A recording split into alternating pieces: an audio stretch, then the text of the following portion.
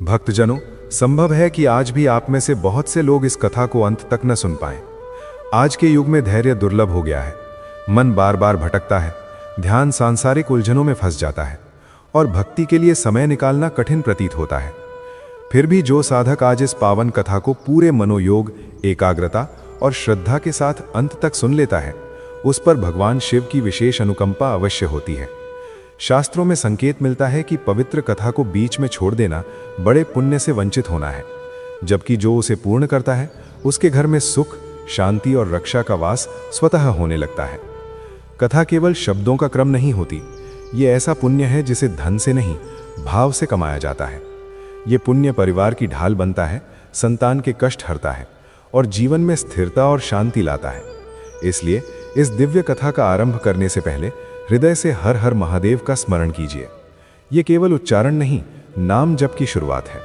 और जब नाम जप के साथ कथा सुनी जाती है तो उसका फल कई गुना बढ़ जाता है। अपने परिवार के मंगल, संतान के कल्याण और जीवन में शिव कृपा के लिए इस कथा को परीक्षा नहीं, आशीर्वाद मानकर अंत तक सुनिए। अब इस पावन शिव कथा का शुभारंभ करते हैं।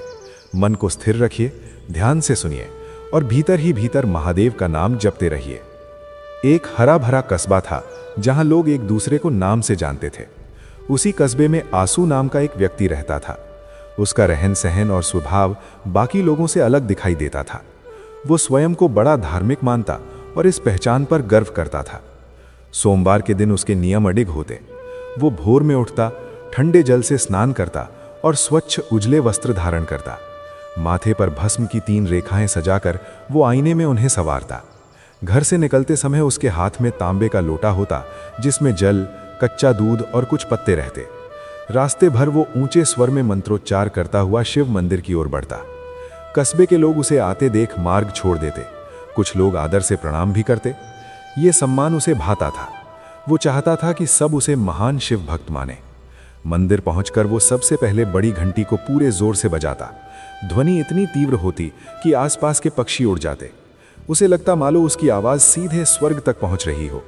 भीतर वो शिवलिंग के समक्ष बैठकर लंबे समय तक पूजा करता और महंगे फूल अर्पित करता। वो सबसे सुगंधित और महंगी धूप जलाकर आंखें मूंद लेता और ध्यानमग्न होने का अभिनय करता। पर उस क्षण उसके भीतर क्या चल रहा होता था, ये केवल वही जानता था। उसकी पलकों पर भले ही शांति दिखती, लेकिन मन भगवान में नहीं, अपने पड़ोसी रघुनाथ के विचारों में उलझा रहता। आसू और रघुनाथ के बीच वर्षों पुरानी शत्रुता थी, जो कभी जमीन के एक छोटे से हिस्से से शुरू हुई थी, पर समय के साथ वो आसू के स्वभाव में घुल मिल गई थी।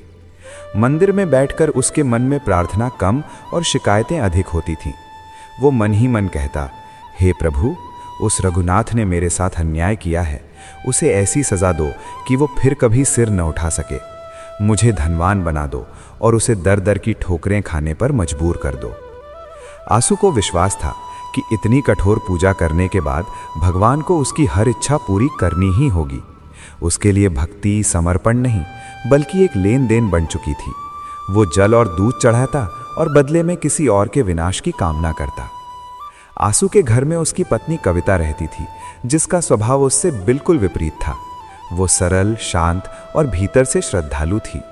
वो भी शिव भक्त थी, पर आडंबर से दूर। न घंटियां न दिखावा, बस घर के एक कोने में छोटा सा दीपक जलाती और मौन भाव से नाम स्मरण करती।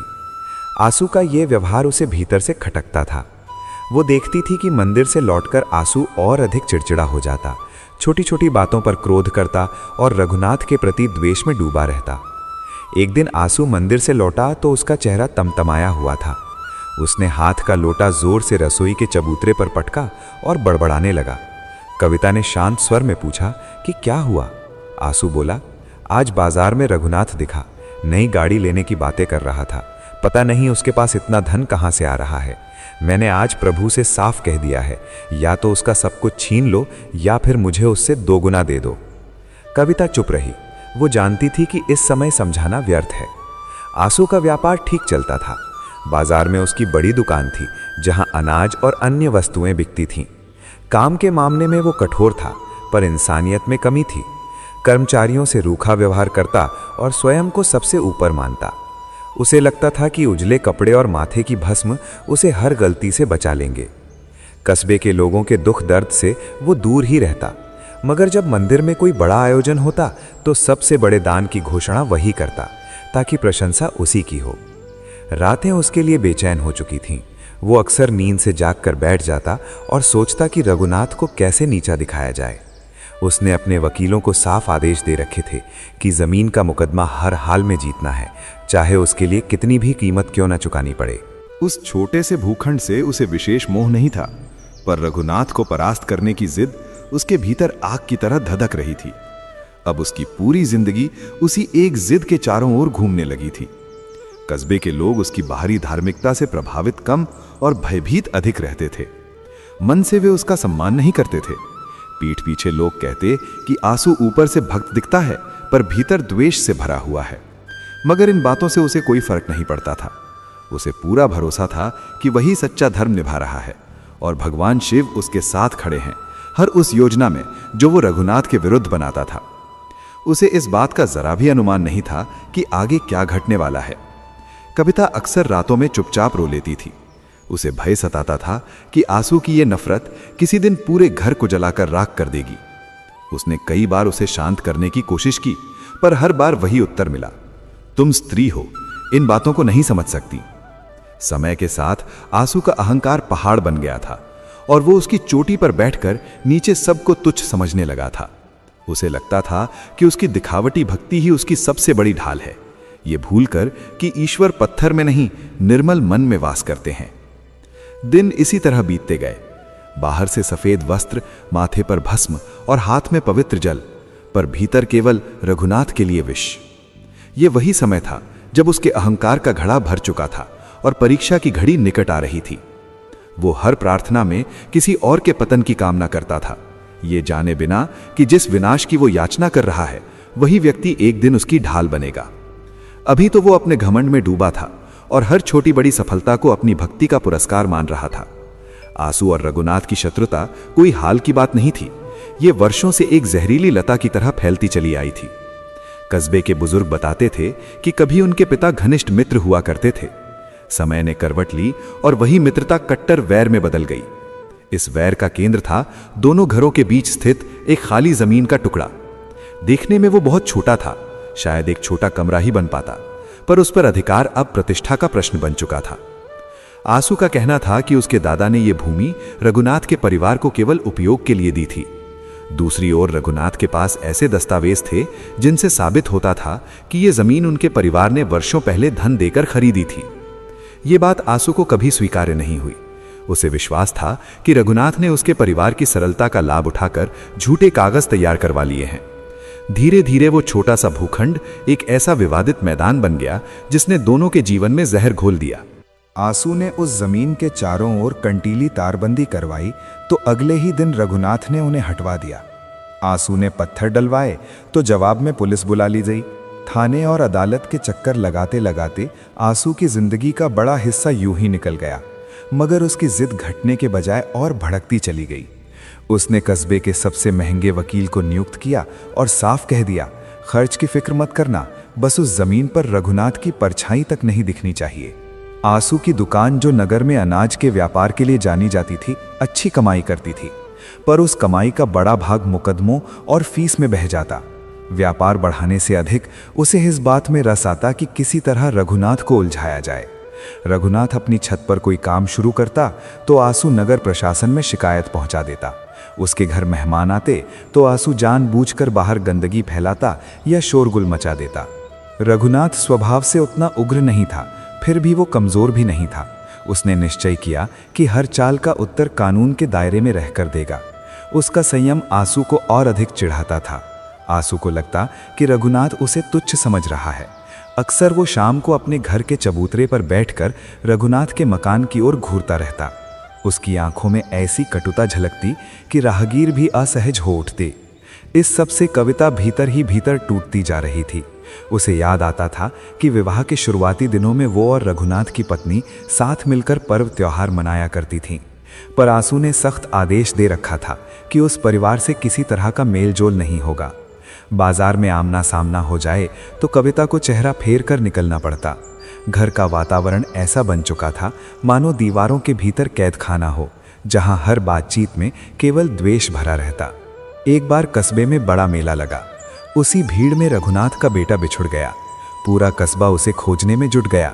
जब ये समाचार आंसू तक पहुंचा तो उसने अपने दरवाजे बंद कर लिए और कविता से कहा, बाहर मत जाना, ये उसके कर्मों का फल है, उसे पीड़ा सहने दो। कविता का हृदय उस बच्चे के लिए व्याकुल था, पर आंसू के क्रोध के सामने वो विवश थी। सौभाग्य से बच्चा मिल गया, लेकिन इस घटना ने दोनों परिवारों के बीच की दूरी और बढ़ा दी। आंसू की जिद अब साधारण हठ नहीं रही थी, वो सनक का रूप ले चुकी थी। मंदिर में भी उसकी प्रार्थनाएं विष से भरी रहती। वो चाहता कि रघुनाथ के व्यापार को नुकसान पहुंचे, उसके घर दुख उतर आए। उसने धर्म को अपनी निजी लड़ाई का औजार बना लिया था। उसे लगता था कि उजले वस्त्र और माथे की भस्म उसे समाज में ऊंचा स्थान दिलाते हैं और रघुनाथ को अपने आप नीचे कर देते हैं। आंसू अक्सर गर्व से कहता था कि वो स्वयं शिव का अंश है और शिव तो अधर्म का नाश करते हैं। उसकी दृष्टि में रघुनाथ वही अधर्म था जिसे मिटाना उसका कर्तव्य बन गया था। एक बार कस्बे के कुछ बुजुर्गों ने पंचायत बुलाई और दोनों को समझाने का प्रयास किया। सरपंच ने शांत स्वर में सुझाव दिया कि आधी जमीन आंसू रख ले और आधी रघुनाथ को दे दी जाए ताकि विवाद समाप्त हो। पर आंसू पंचायत में खड़ा होकर भड़क उठा, आधी क्यों, पूरी जमीन मेरी है। जिसने मेरे परिवार के साथ विश्वासघात किया उसे मैं 1 इंच भी नहीं दूंगा। न्याय न मिला तो प्राण दे दूंगा, पर झुकूंगा नहीं। सरपंच ने भी अंततः हाथ खड़े कर दिए, क्योंकि आंसू के सिर पर अहंकार पूरी तरह हावी था। उसके इसी स्वभाव के कारण पुराने मित्र भी उससे दूरी बनाने लगे। लोग समझ चुके थे कि आंसू से उलझना स्वयं मुसीबत को बुलाना है, मगर उसे इस अकेलेपन की कोई चिंता नहीं थी। उसे लगता था कि वो अकेला ही पर्याप्त है। इस बीच उसका व्यापार भी ढलान पर आने लगा। ग्राहकों की जगह उसका ध्यान वकीलों और मुकदमों में लगा रहता। दुकान में माल घटने लगा, उधार बढ़ता गया। फिर भी उसका घमंड कम नहीं हुआ। रघुनाथ ने कई बार सीधे बात करने की कोशिश की, पर आंसू ने उसे कभी अपने घर की देहरी तक नहीं आने दिया। उसे यकीन था कि रघुनाथ का हर कदम कोई नई चाल होगी। संदेह ने उसकी सोच को जकड़ लिया था। रात को सोने से पहले वो खिड़की से झांक कर देखता कि रघुनाथ के घर की बत्तियां बुझी हैं या नहीं। देर तक रोशनी दिखती तो उसे लगता कि कोई नई साजिश रची जा रही है। ये द्वेष अब उसके शरीर पर भी असर दिखाने लगा था। जो चेहरा कभी भरा पूरा था वो सूख कर हड्डियों का ढांचा सा लगने लगा। आंखों के नीचे गहरे घेरे उतर आए। स्वभाव हमेशा चिड़चिड़ा रहने लगा। कविता जब भोजन परोसती तो वो नुक्स निकालकर थाली पटक देता। घर की शांति पूरी तरह समाप्त हो चुकी थी। जिस जमीन के लिए वो लड़ रहा था वो तो वैसी ही सूनी पड़ी थी, पर उसी ने उसके घर को उजाड़ दिया था। दुकान के कर्मचारी भी धीरे धीरे काम छोड़कर जाने लगे। आंसू की गालियां और कठोर व्यवहार अब किसी से सहन नहीं होते थे। दुकान में धूल जमने लगी, पर उसे इसकी परवाह नहीं थी। हर सोमवार वो उसी तरह मंदिर जाता, उसी तरह घंटी बजाता और उसी तरह रघुनाथ के विनाश की कामना करता। उसे लगता था कि वो कोई महान युद्ध लड़ रहा है, जबकि सच ये था कि वो स्वयं से और अपनी शांति से हारता जा रहा था। समय यूं ही बीतता गया और जमीन का विवाद भीतर ही भीतर ज्वालामुखी की तरह सुलगने लगा। आंसू ने मन बना लिया था कि वो इस संघर्ष को अंत तक ले जाएगा। उसे ये आभास नहीं था कि जिस जहर को वो अपने मन में पा रहा है वही जल्द उसके पूरे संसार को निगल लेने वाला है। आंसू का घमंड अब अपनी अंतिम सीमा को छू चुका था और नियति उसके लिए ऐसा आघात संजो रही थी जिसकी उसने कभी कल्पना भी नहीं की थी। उसके जीवन का सबसे महत्वपूर्ण हिस्सा उसका सोमवार का कठोर नियम था। कस्बे में सभी जानते थे कि सोमवार के दिन आंसू किसी से बातचीत नहीं करता। वह स्वयं को पूरी तरह पूजा पाठ में डुबोए रखता। पर यह साधना शांति के लिए नहीं, बल्कि अपनी हठ को और मजबूत करने के लिए होती थी। सुबह जब वो मंदिर की ओर निकलता तो उसके भीतर एक अजीब बेचैनी उमड़ आती। उसे लगता कि यदि वह सबसे पहले मंदिर पहुंचे और सबसे जोर से घंटी बजाए तो भगवान उसकी बात पहले सुनेंगे। मुख्य द्वार पर पहुंचते ही वह पूरी शक्ति से भारी पीतल की घंटी हिला देता। उसकी ध्वनि इतनी तीव्र होती कि गर्भगृह में बैठे पुजारी तक चौंक जाते। शिवलिंग के समीप बैठकर वह तांबे के लोटे से जल और दूध अर्पित करता और मंत्रोच्चार करने लगता। पर उसके होठों से निकलते शब्द और उसके मन में उठते विचार एक दूसरे से बिल्कुल विपरीत होते। उसके चित्त में हर पल वही जमीन का टुकड़ा और रघुनाथ का चेहरा घूमता रहता। एक बार ध्यान की मुद्रा में आंखें मूंद कर वह ओम नमः शिवाय का जप कर रहा था, लेकिन भीतर एक अलग ही दृश्य चल रहा था। रघुनाथ की दुकान लुट चुकी है। वह खाली हाथ सड़क पर खड़ा है और आंसू से क्षमा मांग रहा है। इस कल्पना से आंसू को विचित्र सा आनंद मिलता। उसे लगता यही सच्चा न्याय है। उसने भगवान शिव को अपना वकील मान लिया था और हर पूजा को मानो किसी मुकदमे की पैरवी बना दिया था। उसकी प्रार्थनाएं अब अजीब रूप लेने लगी थीं। वह कहता, हे भोलेनाथ, मैं आपका बड़ा भक्त हूँ, हर वर्ष आपके नाम का भंडारा करता हूँ, फिर भी वह रघुनाथ सुख से क्यों है, उसका स्वास्थ्य अच्छा क्यों है, आप मेरा पक्ष क्यों नहीं लेते? बस एक बार उसे सबक सिखा दीजिए, फिर मैं चांदी का छत्र अर्पित करूंगा। वह ईश्वर से सौदेबाजी करने लगा था, यह भूलकर कि वह किससे क्या मांग रहा है। वह विनाश की याचना कर रहा था, जबकि जिस स्थान पर बैठा था वह कल्याण का प्रतीक था। कविता कई बार उसे समझाने का प्रयास करती। वह कहती कि मंदिर जाकर शांति की कामना किया करो, वहां भी युद्ध की तैयारी मत किया करो। आंसू उसे झिड़क देता, तुम क्या जानो, भगवान की शक्ति के बिना मैं उस चालाक रघुनाथ को नहीं हरा सकता। मुझे शिव की कृपा चाहिए ताकि मैं उसे पूरी तरह मिटा सकूं। आंसू के लिए मंदिर जाना अब साधना नहीं रहा, बल्कि अपनी दुश्मनी को ताज़ा करने का माध्यम बन गया था। मंदिर के पुराने पुजारी ये सब चुपचाप देखते रहते थे। एक दिन जब आंसू पूजा समाप्त कर उठने लगा तो पुजारी ने उसे पास बुलाया। धीमे और गंभीर स्वर में उन्होंने कहा, आंसू, तुम्हारी आंखों में बहुत अधिक क्रोध और लोभ दिखाई दे रहा है। ईश्वर के सामने आते समय मन का बोझ बाहर ही छोड़ दिया करो। पुजारी की यह बात आंसू को अच्छी नहीं लगी। उसे लगा जैसे पुजारी भी रघुनाथ का पक्ष ले रहे हों। उसने कोई उत्तर नहीं दिया, बस माथा टेका और भीतर ही भीतर खौलते हुए मंदिर से निकल आया। अब उसका यही स्वभाव उसके व्यापार पर भी भारी पड़ने लगा था। ग्राहक उसकी दुकान पर आने से कतराने लगे थे। वो हर समय क्रोध में रहता, कभी किसी को कम तौल देता, कभी बेवजह डांट देता। उसका ध्यान अपने काम से अधिक इस बात पर रहता कि रघुनाथ की दुकान पर कितने लोग जा रहे हैं। वो अक्सर अपनी दुकान के बाहर बैठकर सामने रघुनाथ की दुकान को घूरता रहता और मन ही मन उसे कोसता। उसे भ्रम होने लगा था कि शायद रघुनाथ ने कोई टोना टोटका करवा दिया है, इसी कारण उसका कारोबार मंदा पड़ रहा है। रातों की नींद तो जैसे उड़ ही गई थी। अंधेरे में वो छत पर टहलता रहता और रघुनाथ के घर की ओर ताकता। वहां से हंसी की आवाज आती तो उसका खून उबल उठता। उसे लगता वो स्वयं परेशान है और उसका शत्रु सुख में है। यही विचार उसे भीतर से खोखला करता जा रहा था। उसने वकीलों पर दबाव बनाना शुरू कर दिया कि किसी भी तरह जमीन का फैसला जल्द कराया जाए। फीस बढ़ती चली गई, जबकि उसकी अपनी आर्थिक हालत कमजोर होती जा रही थी। कविता घर में बचत की कोशिश करती, पर आंसू सारा धन या तो वकीलों पर खर्च कर देता या फिर मंदिर में दिखावे वाले दान में उड़ा देता। उसे विश्वास था कि बड़ा दान देने से भगवान उसकी ओर अधिक झुकेंगे। घर में उसने एक विशाल शिव चित्र लगा रखा था, पर उसके सामने बैठकर भी उसके मन में केवल रघुनाथ के प्रति द्वेष ही उमड़ता था। उसकी भक्ति अब एक ऐसा ढोंग बन चुकी थी जिसे वो स्वयं सत्य मानने लगा था। एक सोमवार उसने मंदिर में 11 ब्राह्मणों को बुलाकर विशेष पूजा करवाई और उसमें हजारों रुपए खर्च किए। उसका उद्देश्य भक्ति नहीं, बल्कि ये जताना था कि वो कितना बड़ा भक्त है और ईश्वर उसके पक्ष में है। पूजा के दौरान वो बार बार आंखें खोलकर देखता कि लोग उसे देख रहे हैं या नहीं। श्रद्धा से अधिक उसे अपनी हैसियत दिखाने की चिंता थी। जब संकल्प का समय आया तो उसने मन ही मन ठान लिया कि वो रघुनाथ को बेघर करके ही दम लेगा। पूजा समाप्त होने के बाद जब वो मंदिर की सीढ़ियां उतर रहा था तो सामने से रघुनाथ आता दिखाई दिया। वो साधारण वस्त्रों में था और उसके हाथ में बस एक फूल था। उसका चेहरा शांत और स्थिर था। आंसू ने उसे नीचा दिखाने के लिए ऊंचे स्वर में हर हर महादेव का नारा लगाया, सिर ऊंचा किया और आगे बढ़ गया।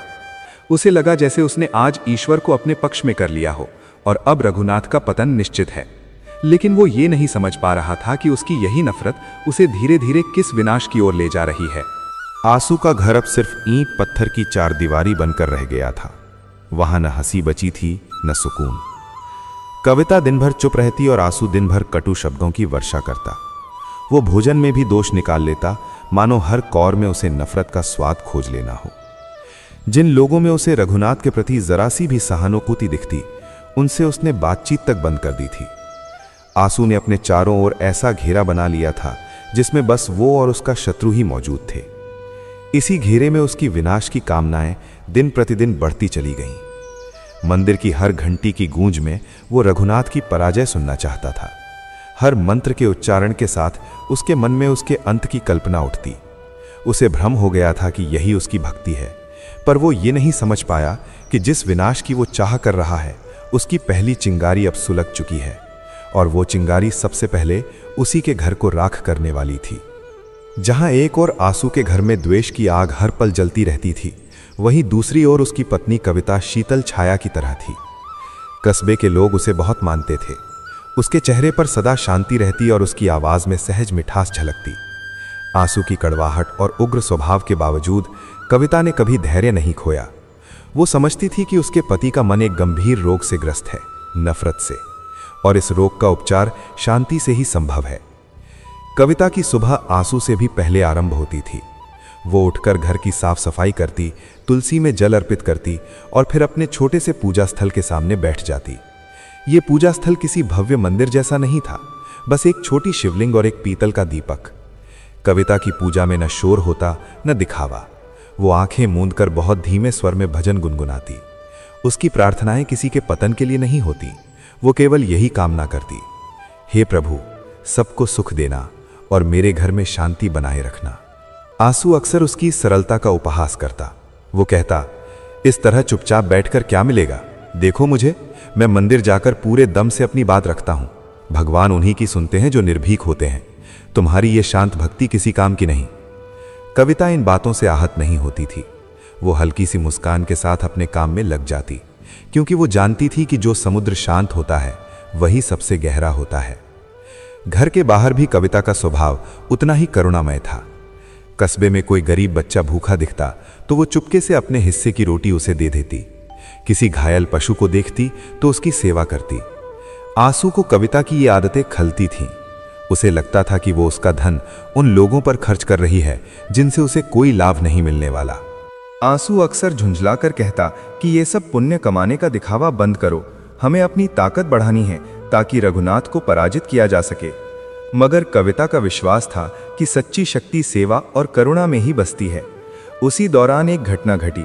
रघुनाथ की पत्नी अचानक गंभीर रूप से बीमार पड़ गई। कस्बे में यह चर्चा फैल गई कि उसे शहर के बड़े अस्पताल ले जाना पड़ेगा, लेकिन इलाज के लिए उनके पास पर्याप्त धन नहीं है। जब यह समाचार आंसू तक पहुंचा तो उसके चेहरे पर संतोष की झलक आ गई। वो घर आकर बोला, देखा, मेरा आराध्य मेरी सुन रहा है। अब उस रघुनाथ के घर दुखों की बरसात होगी। उसे समझ आएगा कि मेरे विरुद्ध खड़े होने का परिणाम क्या होता है। उस रात आंसू चैन की नींद सो गया, पर कविता की आंखों से नींद कोसों दूर थी। उसका मन उस पड़ोसन के लिए व्याकुल था जिसके साथ उसने कभी हंसते खेलते दिन बिताए थे। अगली सुबह जब आंसू मंदिर चला गया, कविता ने अपने विवाह के समय के कुछ गहने निकाले और उन्हें लेकर पुजारी के पास पहुंची। उसने विनम्रता से कहा, इन गहनों को बेच दीजिए और जो धन मिले वो चुपचाप रघुनाथ के घर पहुंचा दीजिए। मेरा नाम किसी को ज्ञात ना हो, नहीं तो मेरे घर में कलह खड़ी हो जाएगी। पुजारी ने उसकी आंखों में निस्वार्थ भावना देखी और उसकी इच्छा का सम्मान किया। ये करुणामय कार्य कर लेने के बाद कविता के मन में जो शांति उतरी, वो उस शांति से कहीं अधिक थी जो दिखावे वाले दान में दिखाई देती है। इस बात की भनक तक आंसू को नहीं लगी। वो अपनी दुकान पर बैठा बस यही प्रतीक्षा करता रहा कि कब रघुनाथ के घर से कोई और बुरी खबर आए। ग्राहकों से भी वो उसी की निंदा करता रहता। उधर घर के भीतर कविता अपने करुणा दीप को जलाए हुए थी और प्रतिदिन उस बीमार स्त्री के स्वास्थ्य के लिए प्रार्थना करती थी। धीरे धीरे रघुनाथ की पत्नी की तबीयत सुधरने लगी। ये देखकर आंसू को लगा कि उसकी साधना में ही कोई कमी रह गई है। उसने और कठोर व्रत शुरू कर दिए और उसका स्वभाव और भी चिड़चिड़ा हो गया। कविता ने कई बार उसे समझाने का प्रयास किया। एक शाम जब आंसू अत्यधिक क्रोधित था, कविता ने साहस जुटाकर कहा, हम इस द्वेष के चक्र में अपनी खुशियां खोते जा रहे हैं। हमारे पास भोजन है, सिर पर छत है, फिर और क्या चाहिए? आप उस जमीन के लिए अपनी सेहत और शांति क्यों त्याग रहे हैं? ईश्वर कभी किसी का अहित नहीं चाहते, फिर आप उनसे अनिष्ट क्यों मांगते हैं? आंसू ने हाथ उठाकर उसे चुप करा दिया और कठोर स्वर में बोला, तुम उस जमीन का मूल्य नहीं समझती, वो मेरा सम्मान है। यदि तुमने रघुनाथ के पक्ष में एक शब्द भी कहा तो परिणाम अच्छा नहीं होगा। कविता फिर मौन हो गई। वो समझ चुकी थी कि शब्द अब आंसू तक नहीं पहुंच सकते। अब उसने केवल अपनी प्रार्थनाओं को ही सहारा बनाया। घर के काम करते हुए भी वो मन ही मन मंत्र जपती रहती और पूरे प्रयास से घर के वातावरण को पवित्र बनाए रखने की कोशिश करती रही। जब भी आंसू घर में कड़वे शब्दों की आग उगलता, कविता बिना कोई विरोध किए उसे प्रेम से ठंडा पानी थमा देती और शांत भाव से उसकी सारी बातें सुन लेती। यही उसके लिए पत्नी धर्म था। पति के क्रोध के बीच स्वयं को संयमित रखना, ताकि घर पूरी तरह टूटने से बचा रहे। पर आंसू का बढ़ता अहंकार अब उसे अपने ही घर में अकेला करने लगा था। उसके बच्चे जो पढ़ाई के लिए शहर में रहते थे, घर आने से बचने लगे थे, क्योंकि उन्हें मालूम था कि यहाँ का वातावरण हमेशा तनाव से भरा रहता है। आंसू को लगने लगा था कि पूरी दुनिया उसके विरुद्ध है और केवल वही शिव का सच्चा उपासक है। वो कविता की करुणा को उसकी दुर्बलता समझता था। उसे यह आभास नहीं था कि वही निस्वार्थ करुणा महादेव की दृष्टि में उसके अनेक दोषों को ढक रही है। कविता अक्सर मंदिर की सीढ़ियों पर बैठकर ढलते सूर्य को निहारती और मन ही मन सोचती कि क्या कभी उनके आंगन में फिर से हंसी की गूंज लौटेगी। उसे विश्वास था कि समय का चक्र अवश्य बदलेगा और ईश्वर का न्याय बिना किसी घोषणा के आता है। उसे किसी अनजाने संकट की अनुभूति होने लगी थी। बस ये नहीं जानती थी कि वो किस रूप में सामने आएगा। वो केवल अपने विश्वास के दीपक की लौ को बचाए रखना चाहती थी, जो नफरत की आंधी में बार बार कांप उठती थी। इस प्रकार आंसू का घर मानो दो भागों में बट गया था। एक और आंसू था जो अपनी जिद और घमंड की आग में स्वयं को जला रहा था, और दूसरी ओर कविता थी जो करुणा और शांति के सहारे जीवन जी रही थी। आंसू की विनाशकारी कामनाएं और कविता की मंगल प्रार्थनाएं आपस में टकराने वाली थीं। उस संघर्ष में अंततः विजय सत्य की ही होनी थी, पर उस सत्य तक पहुंचने का मार्ग अत्यंत पीड़ादायक होने वाला था। आंसू का अभिमान अब विस्फोट के कगार पर था और नियति ने अपनी चालें बिछा दी थीं। धीरे धीरे आंसू के मन में यह धारणा घर कर गई कि वो कोई साधारण व्यक्ति नहीं, बल्कि स्वयं महादेव का विशेष कृपा पात्र है। उसे लगने लगा कि उसकी हर बात अंतिम सत्य है और जो उससे असहमत हो वो अधर्मी है। उसने पूरे कस्बे में ऐसा माहौल बना दिया था कि लोग उससे डरते तो थे, पर दिल से उसका सम्मान नहीं करते थे। उसने अपने घर के मुख्य द्वार पर बड़े अक्षरों में लिखवा दिया, परम शिव भक्त आंसू निवास। ये उसके अहंकार का वो सिंहासन था जो उसने द्वेष की ईंटों से खड़ा किया था। एक दिन कस्बे के कुछ बुजुर्ग और सरपंच मिलकर आंसू के पास पहुंचे। वे रघुनाथ के साथ चल रहे पुराने जमीन विवाद को सुलझाने का अंतिम प्रयास लेकर आए थे। सरपंच ने नरमी से कहा, आंसू बेटा, तुम और रघुनाथ दोनों इसी मिट्टी के हो। ये मुकदमों की लड़ाई बहुत लंबी खिंच गई है। रघुनाथ आधी जमीन छोड़ने को तैयार है, तुम भी अपनी जिद त्याग दो। आधी जमीन तुम रखो, आधी वो रख ले। आज हाथ मिलाकर इस वैर को हमेशा के लिए समाप्त कर दो। जब ये बात कविता ने सुनी तो उसके चेहरे पर आशा की चमक उभर आई। उसे लगा कि शायद वर्षों पुराना कलह आज समाप्त हो जाएगा।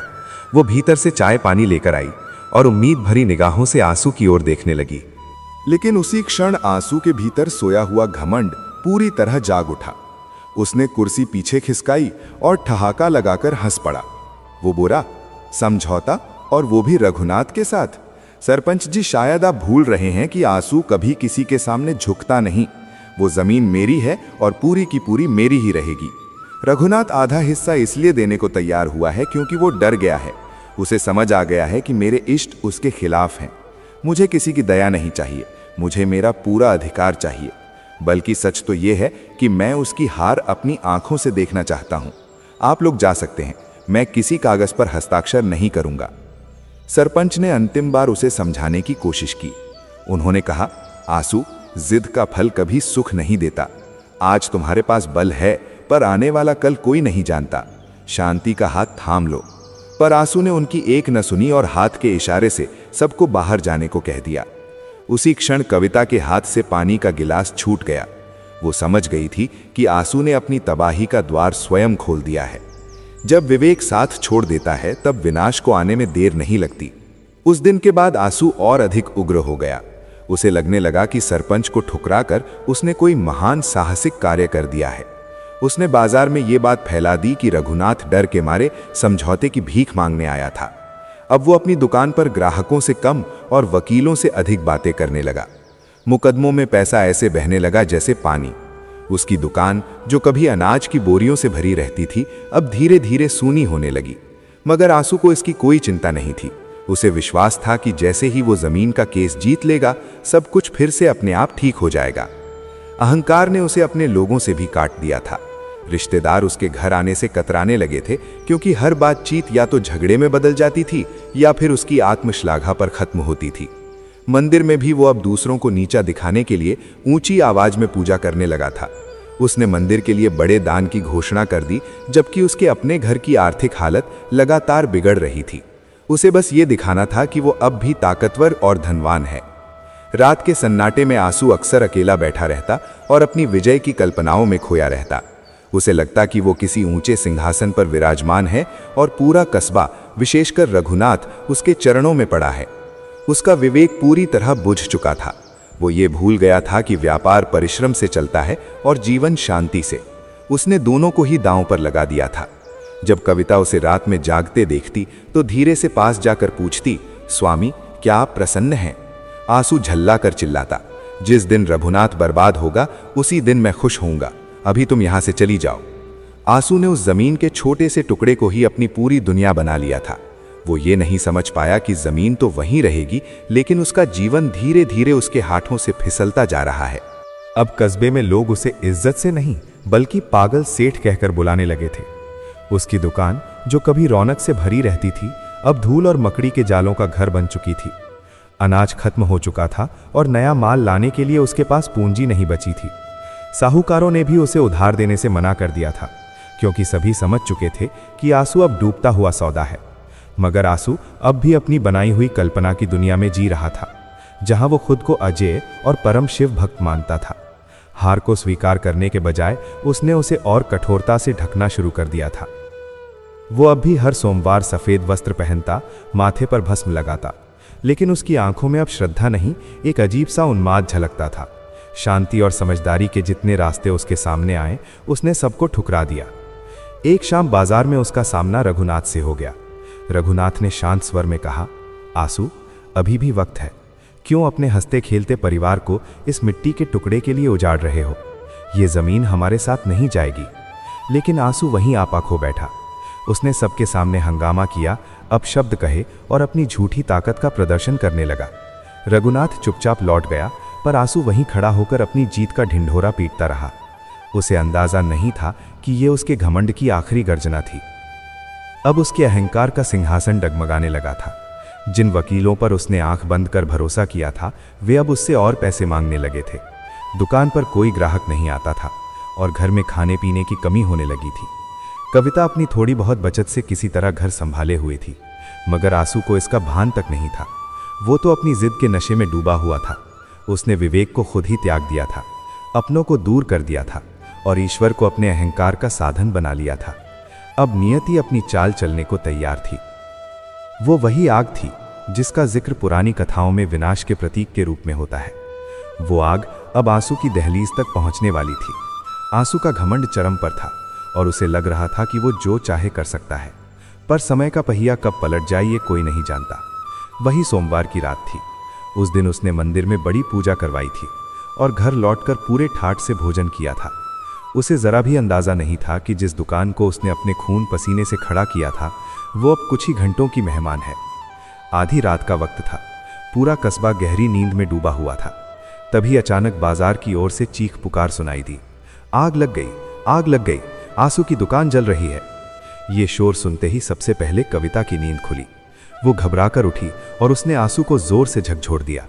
आंसू पहले तो कुछ समझ ही नहीं पाया, लेकिन जैसे ही उसने खिड़की से झांका, दूर आसमान लाल रंग में डूबा हुआ दिखाई दिया।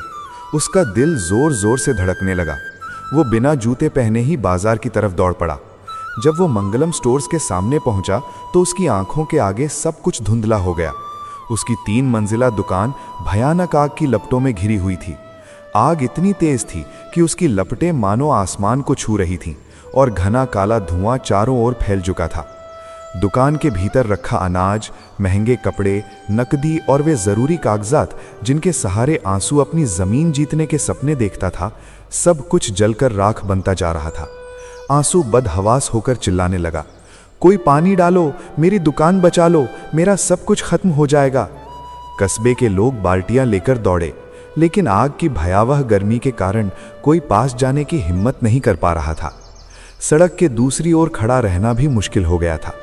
भीतर से लकड़ी के चटकने और सामान के फटने की डरावनी आवाजें आ रही थीं। तभी भीड़ के बीच से एक व्यक्ति आगे बढ़ा। वो रघुनाथ था। उसने अपनी जान की परवाह किए बिना पास के कुएं से बार बार पानी भरकर आग पर डालना शुरू कर दिया। वो लगातार लपटों के करीब जाता रहा। उसके कपड़े झुलसने लगे, हाथ काले पड़ गए, लेकिन वो रुका नहीं। वो उसी दुकान को बचाने की कोशिश कर रहा था जिसे आंसू ने अपनी नफरत का केंद्र बना लिया था। लेकिन इस विपत्ति की घड़ी में भी आंसू का मन साफ नहीं हुआ। जब उसने रघुनाथ को दुकान के पास देखा तो उसके भीतर का शक और भड़क उठा। उसे लगा कि कहीं ये आग उसी की साजिश तो नहीं। वो चिल्लाने लगा, दूर हट मेरी दुकान से, ये सब तूने ही किया है। तू मेरी बर्बादी देखना चाहता था ना, देख ले, तू जीत गया, मैं तुझे नहीं छोड़ूंगा। रघुनाथ एक पल के लिए ठहर गया। उसने आंसू की ओर देखा। उसकी आंखों में क्रोध नहीं, केवल गहरा दुख था। बिना कुछ कहे वो फिर से आग बुझाने में लग गया। पूरी रात आग से लड़ाई चलती रही। जब सुबह की पहली किरणें पड़ी तो जहां कभी कस्बे की सबसे बड़ी दुकान खड़ी थी, वहां अब केवल धुआं उठती हुई गर्म राख बची थी।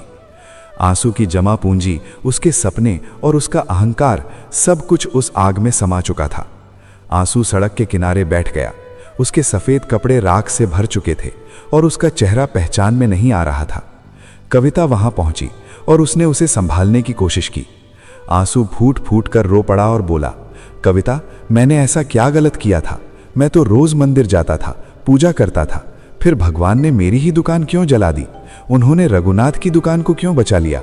आंसू अब भी यही मान रहा था कि भगवान ने उसके साथ अन्याय किया है। उसे ये दिखाई ही नहीं दे रहा था कि जिस रघुराज को वो दिन रात कोसता रहा, उसी ने अपनी जान की परवाह किए बिना उसकी दुकान बचाने की कोशिश की थी। आग कैसे लगी, इसका कोई पक्का कारण सामने नहीं आया। कोई शॉर्ट सर्किट की बात कर रहा था तो कोई इसे पुरानी दुश्मनी से जोड़ रहा था। लेकिन आंसू के लिए वजह मायने नहीं रखती थी। उसके लिए तो सब कुछ खत्म हो चुका था। उसका संसार उजड़ गया था। अब न दुकान बची थी, न माल, और ना ही वो पुराना रुतबा। दुकान के साथ ही कस्बे में उसका असर भी मिटने लगा। जो लोग कल तक उसके सामने सिर झुकाते थे, वे अब उसे दूर से देखकर रास्ता बदल लेते थे। आंसू के हाथ में अब सिर्फ कर्ज रह गया था। साहूकार और बैंक वाले उसके दरवाजे पर चक्कर लगाने लगे। आमदनी का हर जरिया बंद हो चुका था। वो दिन भर घर के किसी कोने में बैठा रहता और जली हुई दुकान की यादों में खोया रहता। उसका घमंड अब कड़वाहट बन चुका था। वो बार बार दोहराता रहता कि ये सब रघुनाथ की चाल है, उसी ने आग लगवाई है। वो उसे अदालत में घसीटेगा और जेल भिजवाएगा। कविता देख रही थी कि आंसू अंदर से टूटता जा रहा है। अब वो न मंदिर जाता था, न किसी से बात करता था। उसके भीतर भरी नफरत उसे धीरे धीरे खोखला कर रही थी। बाहर की आग तो बुझ चुकी थी, लेकिन उसके मन की आग और भी भड़क गई थी। आंसू को लगने लगा था कि वो पूरी दुनिया में अकेला रह गया है। रघुनाथ ने कई बार खबर भिजवाई कि वो उसकी मदद करना चाहता है, लेकिन आंसू ने हर बार उसे ठुकरा दिया। उसे लगता था कि रघुनाथ से मदद लेना उसकी सबसे बड़ी हार होगी। वो गरीबी सह लेगा, बर्बादी झेल लेगा, लेकिन झुकना उसे मंजूर नहीं था। उसका ये हट उसे ऐसे अंधेरे की ओर ले जा रहा था जहां से लौटने का कोई रास्ता नजर नहीं आता था। राख का वो ढेर उसे उसकी सच्चाई दिखा रहा था। जिस ताकत पर उसे इतना घमंड था, वो एक पल में खत्म हो गई थी। फिर भी आंसू हार मानने को तैयार नहीं था। उसे लगता था कि वो अपनी नफरत के सहारे फिर से खड़ा हो जाएगा। उसे ये एहसास नहीं था कि ये तो नियति का बस पहला वार था। असली परीक्षा अभी बाकी थी, जिसमें उसे सिर्फ धन ही नहीं बल्कि अपनी सेहत और अपनों का साथ भी खोना था। दुकान जलने के बाद के दिन आंसू के लिए किसी डरावने सपने जैसे थे। जब आग की लपटें शांत हुईं तो पीछे सिर्फ काला धुआं और मन की कड़वाहट बची थी। आंसू घंटों बाजार में अपनी जली हुई दुकान की चौखट पर बैठा रहता। लोग आते जाते उसे देखते, कुछ दया से और कुछ कानाफूसी करते हुए आगे बढ़ जाते। उसे किसी की सहानुभूति भी चुभती थी। उसे लगता था कि हर कोई उसकी हार का तमाशा देख रहा है। आंसू के घर की हालत अब दिन ब दिन और बिगड़ती जा रही थी। जो धन उसने सालों तक वकीलों और मुकदमों में बहाया था, उसकी कमी अब उसे हर पल चुभने लगी थी।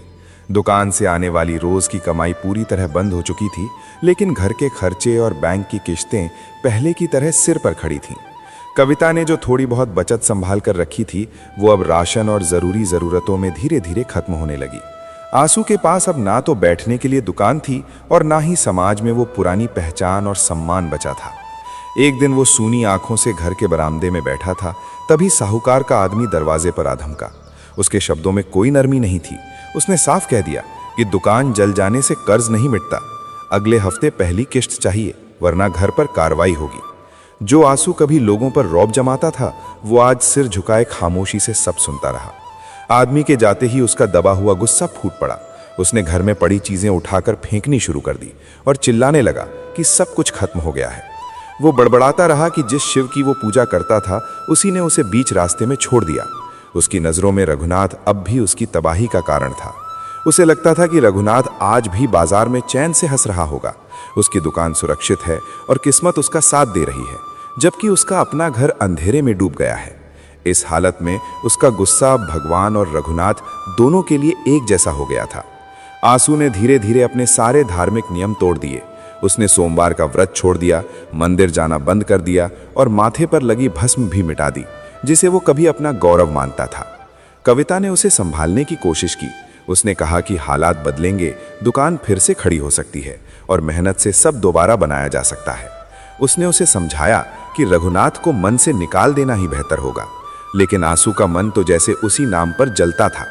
उसने कविता को डांट दिया और कहा कि वही उसकी बर्बादी की जड़ है। धीरे धीरे ये निराशा उसे पागलपन की ओर धकेलने लगी। बाजार में उसका व्यवहार अजीब होने लगा था। कभी वो अपनी जली हुई दुकान के सामने खड़ा होकर जोर जोर से चिल्लाने लगता, तो कभी हवा में हाथ पटक कर किसी अनदेखे दुश्मन से लड़ता नजर आता। कस्बे के लोग अब उससे दूरी बनाने लगे थे। बच्चों को उसके पास जाने से रोका जाने लगा। उसे लगने लगा था कि पूरी दुनिया उसके खिलाफ साजिश कर रही है। रातों की नींद उड़ चुकी थी। वो अंधेरे कमरे में बैठकर दीवार को घूरता रहता और मन ही मन बदले की योजनाएं बनाता रहता। आर्थिक तंगी ने घर का माहौल और बिगाड़ दिया था। कई बार बिजली का बिल भरने के पैसे नहीं होते तो घर अंधेरे में डूबा रहता। कविता ने घर चलाने के लिए दूसरों के यहाँ सिलाई कढ़ाई का काम ढूंढना शुरू किया, ताकि 2 वक्त की रोटी जुट सके। जब आंसू को इसका पता चला तो उसका घायल अहंकार फिर जाग उठा। उसने कविता से वो काम भी छुड़वा दिया। उसने सख्ती से कहा कि आंसू की पत्नी किसी के सामने हाथ नहीं फैलाएगी, चाहे घर में हालात कितने ही खराब क्यों ना हो जाए। आंसू अक्सर कहता था कि चाहे भूख से जान चली जाए, लेकिन वो अपनी आन पर कभी समझौता नहीं करेगा। जब रघुनाथ को उसके घर की बदहाली का पता चला तो उसने अपने छोटे भाई के हाथ कुछ राशन और थोड़े पैसे भिजवाए। उसने कहलवाया था कि ये कोई उधार नहीं, बल्कि मुश्किल समय में एक इंसान की मदद है। लेकिन आंसू का अहंकार अभी भी जिंदा था। उसने वो राशन और पैसे गली में फेंक दिए और रघुनाथ के भाई से साफ कह दिया कि जाकर अपने भाई से बोल दे, आंसू अभी टूटा नहीं है, उसे किसी की दया की जरूरत नहीं। जब उसका समय आएगा वो सबको उनकी जगह दिखा देगा। रघुनाथ का भाई चुपचाप लौट गया, लेकिन मोहल्ले वालों के लिए यह दृश्य तमाशा बन गया। आंसू का गुस्सा अब उसके शरीर को भी खोखला करने लगा था। उसका रंग उतर गया था, आंखें भीतर धंस गई थीं और हाथ पैर अक्सर कांपने लगे थे। हर वक्त उसे यही डर सताता रहता कि कहीं रघुनाथ उस विवादित जमीन पर कब्जा न कर ले। कमजोरी के बावजूद वो हाथ में लाठी लेकर उस जमीन के पास पहरा देने चला जाता। उसके लिए अब वही जमीन उसके जीवन का आखिरी सहारा बन चुकी थी। कविता ये सब देखती और भीतर ही भीतर टूटती रहती। उसे साफ नजर आ रहा था कि एक समय का हंसता खेलता इंसान कैसे अपनी ही नफरत में जलकर बिखर रहा है। उसने कई बार आंसू से विनती की कि वो शहर जाकर डॉक्टर को दिखाए या किसी रिश्तेदार से मदद मांग ले, लेकिन आंसू अपनी जिद से टस से मस नहीं हुआ। उसने खुद को एक कमरे में बंद कर लिया, न ठीक से खाना, न नहाना और न किसी से बात करना। उसकी जिंदगी जैसे रुक सी गई थी। हताशा ने उसे ऐसे अंधेरे में ढकेल दिया था जहां कोई रोशनी नजर नहीं आती थी। एक दिन बाजार में अफवाह फैल गई कि रघुनाथ उस जमीन पर मंदिर बनवाने की सोच रहा है। ये सुनते ही आंसू के भीतर की आग भड़क उठी। बीमार और कमजोर होने के बावजूद वो दौड़ता हुआ रघुनाथ के घर पहुंचा और दरवाजे पर खड़े होकर हंगामा करने लगा। उसने रघुनाथ को अपशब्द कहे और आरोप लगाने लगा। रघुनाथ बाहर आया और शांत स्वर में बस इतना बोला कि आंसू, तुम ठीक नहीं हो, घर जाओ और आराम करो। रघुनाथ की ये शांति आंसू को अपमान जैसी लगी। वो और भड़क गया, लेकिन उसका शरीर अब उसका साथ छोड़ चुका था। अगले ही पल वो वहीं जमीन पर गिर पड़ा। उसकी हताशा अब उसकी सबसे बड़ी दुश्मन बन चुकी थी। उसने भीतर ही भीतर मान लिया था कि वो हार चुका है, लेकिन उस हार को स्वीकार करने के बजाय वो हर किसी को दोष दे रहा था। उसके सपने जलकर राख हो चुके थे, धन हाथ से निकल चुका था और अब उसकी सोच भी बिखरने लगी थी। उसे ये एहसास नहीं था कि यही निराशा उसे धीरे धीरे मौत के करीब ले जा रही है। फिर भी इस गहरे अंधेरे के बीच किस्मत ने उसके लिए एक ऐसा रास्ता चुना था जिसे वो अभी देख नहीं पा रहा था। जब इंसान के भीतर लड़ने की ताकत खत्म हो जाती है तो शरीर भी जवाब दे देता है। रघुनाथ के घर के सामने गिरने के बाद जब आंसू को घर लाया गया तो वो फिर कभी पूरी तरह अपने पैरों पर खड़ा नहीं हो पाया। तेज बुखार ने उसे पूरी तरह जकड़ लिया था और हफ्तों तक उतरने का नाम नहीं ले रहा था। आंसू अब बिस्तर पर पड़ा रहता और उसकी आंखों के सामने हमेशा वही राख का ढेर और रघुनाथ का चेहरा घूमता रहता। भूख बिल्कुल मर चुकी थी और वो बेहद कमजोर हो गया था। कविता दिन रात उसकी सेवा करती, दवाइयाँ देती और माथे पर ठंडी पट्टियाँ रखती, लेकिन बीमारी के बीच भी आंसू का स्वभाव और चिड़चिड़ा हो गया था। वो दवाइयाँ फेंक देता और चिल्लाता, मुझे इन दवाओं की ज़रूरत नहीं, मुझे बस वो ज़मीन चाहिए और रघुनाथ की बर्बादी देखनी है। इस समय उसे अकेलेपन का भी बड़ा झटका लगा। पहले जब आंसू संपन्न था और उसकी दुकान चलती थी तो उसके घर आए जाए का सिलसिला लगा रहता था, लेकिन अब गरीब और बीमार होने के कारण कोई उसकी सुध लेने नहीं आता था। जिन दोस्तों के साथ वो घंटों बैठकर राजनीति और रघुनाथ की बुराई करता था, वे अब रास्ता बदलकर निकल जाते। कोई नहीं चाहता था कि उनका नाम एक कर्जदार और बीमार व्यक्ति से जुड़ जाए। कस्बे के लोग गलियों में फुसफुसाते, आंसू को अब उसके कर्मों का फल मिल रहा है। जो दूसरों के लिए गड्ढा खोदता है वही उसमें गिरता है। ये बातें कविता के कानों तक पहुंचती तो उसका दिल बैठ जाता, पर वो आंसू को कुछ नहीं बताती थी। आंसू को धीरे धीरे एहसास होने लगा कि वो अब समाज के लिए बोझ बन गया है। जिसे अपनी ताकत पर इतना घमंड था, वो आज एक गिलास पानी के लिए भी अपनी पत्नी पर निर्भर था। रात के अंधेरे में उसे अपनी भीतर की आवाज़ें सुनाई देती और डर सताने लगता। उसे ऐसा महसूस होता कि कोई उसे देख रहा है। उसे वो समय याद आता जब वो मंदिर में जोर जोर से घंटी बजाता था। अब वही घंटियां डरावनी लगने लगीं। उसने घर में लगे शिव के चित्र की ओर देखना भी छोड़ दिया। उसे लगता कि भगवान ने उसे धोखा दिया और उसकी बीमारी के लिए भी वो महादेव को ही दोषी मानता था। आर्थिक संकट और गहरा गया था। अब घर की कीमती चीजें बिकने लगी थीं। कविता ने अपने पीतल के बर्तन और पुरानी साड़ियां तक बेच दी ताकि आंसू के लिए दूध और दवा का इंतजाम हो सके। आंसू बिस्तर पर पड़ा ये सब देखता रहता, लेकिन कभी कविता के लिए धन्यवाद के शब्द नहीं कहता।